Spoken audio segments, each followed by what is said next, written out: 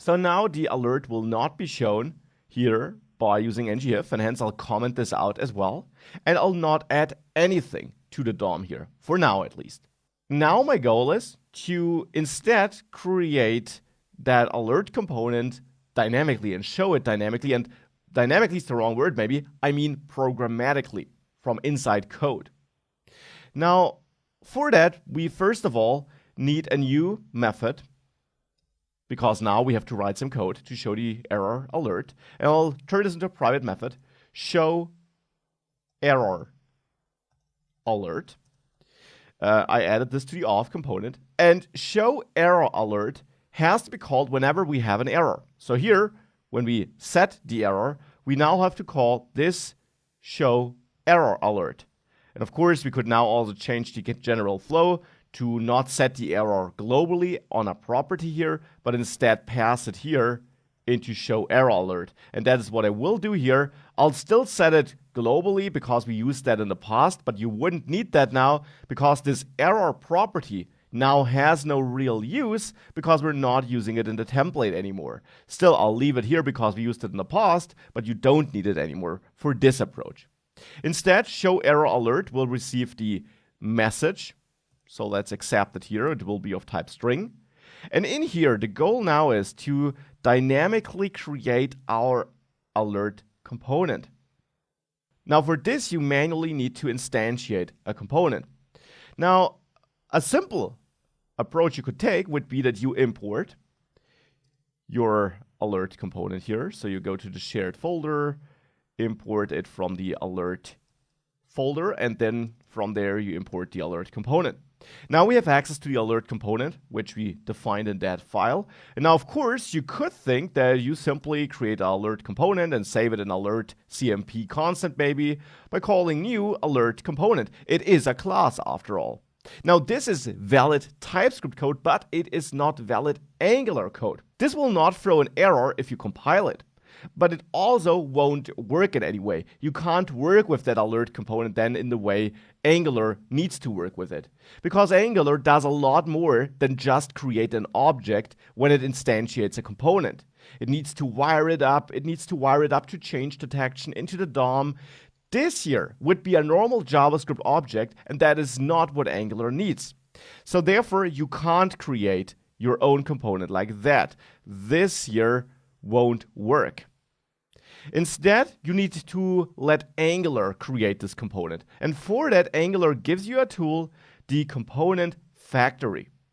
To get access to that tool, you need to inject something. And you don't inject the component factory itself.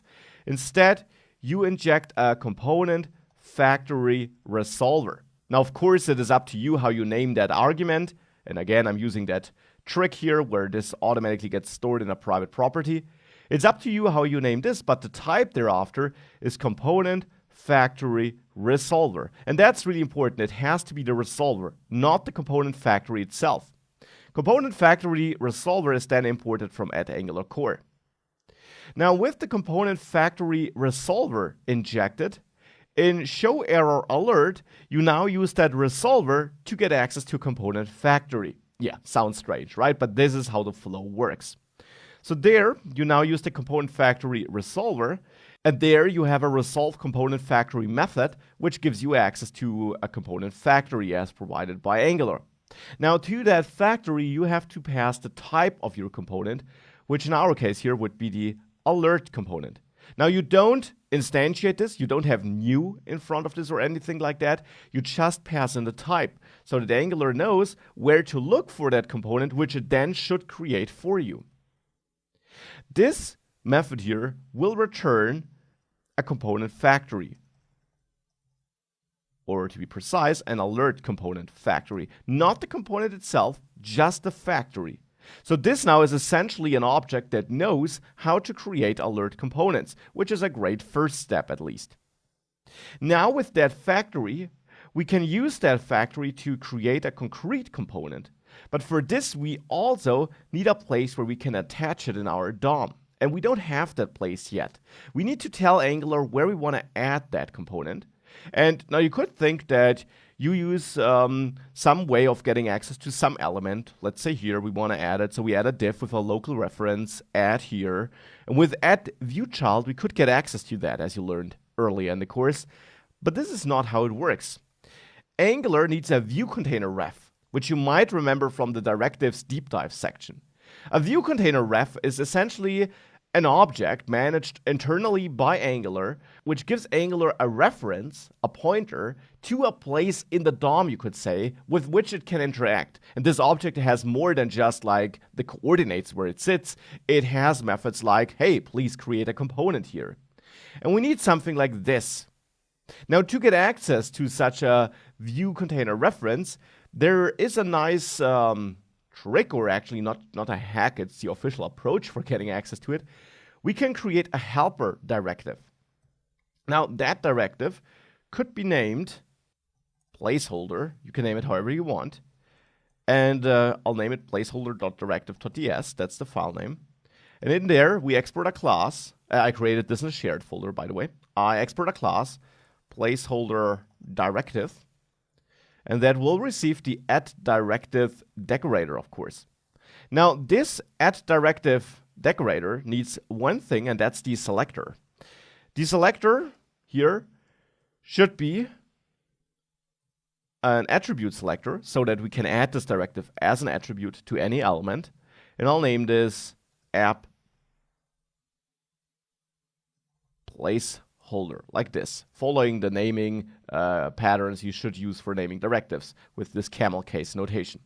So we have the placeholder directive, and now this directive needs to do one important thing. It needs to inject the view container ref. And you learned this in the directive deep dive section. You can inject a view container ref like this.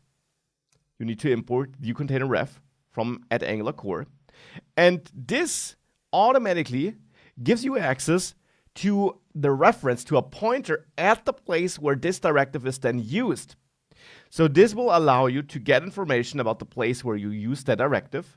And as I said, that will not just be coordinates, but the view container ref has useful methods, for example, for creating a component in that place where it sits. So you essentially get access to the place where the directive is added to, and you not just get access in the sense of where is this, but also in the sense of please add something there. Now, we need to turn this into a public property using that TypeScript shortcut where this argument is automatically stored in a property of the same name. And this property is publicly accessible so that we can access that view container ref from outside. Now, why do we need that? Because now we will be able to add the directive to some place in our DOM, in our templates, and then get access to it with @viewChild, and then get access to that public view container ref to work with that view container ref of that directive. Let's implement that step by step. Before we can do that, let's make sure we also declare that directive in the app module. Here, the placeholder directive. Make sure to also add the import, of course. And now, let's continue. With the placeholder directive added, let's go back to the auth component, and now we need to add a new element here. Now, you could add a div, but there is a better element. You should use ng template here. This is a directive Angular ships with, which will not actually render anything to the DOM, but still is accessible in the Angular templating language. This is great because we don't add the overhead of an extra DOM element here. Instead, we can now simply just, get access to a place in the DOM. To ng template, we add app placeholder like this new placeholder directive we created. By the way, you don't have to create it here. You can also create it outside of that row here if you wish to, anywhere here.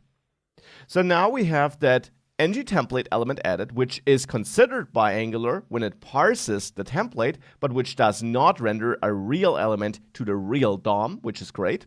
But we will be able to get access to this place in the DOM thereafter. It's simply remembered internally by Angular, you could say.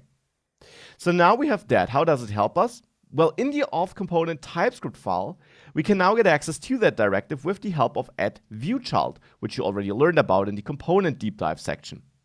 ViewChild is imported from @Angular core, And to add viewChild, you pass a selector. Now you could pass in the name of a local reference as a string, but that's not the goal here. Instead, you can also pass in a type, and it will look for the existence of that type in the template. So if we pass in the placeholder directive as a type, it will automatically find the first place where we use that directive in the template of this component. So here I'll add placeholder directive, and this needs to be imported from your placeholder directive file, of course. And I'll add it as a type like this, and as I mentioned, add viewChild will then find the first occurrence of that directive in the DOM. Then we can store this in a property of that component,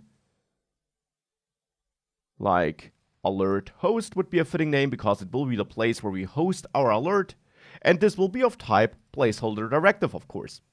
So we get access to that directive we use in the template, and we store that in alert host. Now that alert host can be used in show error alert. We have our factory down there. Now we can get access to the view container reference of our host. So here we can get access to this with host view container ref, for example. And this simply is the view container ref we find in our alert host, which is the directive we selected with @viewChild view container ref. Because our host has the view container ref property, because it is just the directive we're selecting in our template, and our placeholder directive, of course, exposes view container ref as a public property here. So therefore, since we expose it there, we can get access to it here in the auth component. And I'm storing it in a new constant. You, of course, don't need to do that. You could continue working with that. So now I store a reference at that view container ref property in the host view container ref constant. Now, the next thing is that we clear anything that might have been rendered there before by simply calling clear on this view container reference. As I mentioned, the view container reference is not just like a pair of coordinates. Instead, it is an object that allows you to interact with that place in the DOM. And clear simply clears all Angular components that have been rendered in that place before. And I want to clear everything before I render something new. Now we're almost there. Now we can use our component factory to create a new alert component in that host view container reference. And this is done by simply now using our host view container reference and calling create component. As I mentioned, you have methods for creating things in that place. So here I create a new component, and this now does not need the type of the component, but it needs such a factory. So here I pass in that alert component factory we created earlier. And this will now create a new component in that place. Let's give this a try. Save all the files and let's wait for this to reload. And now let's try logging in with fake credentials. And I get an error. I get an error that no component factory found for alert component. Did you add it to ng module entry components? Now what is that?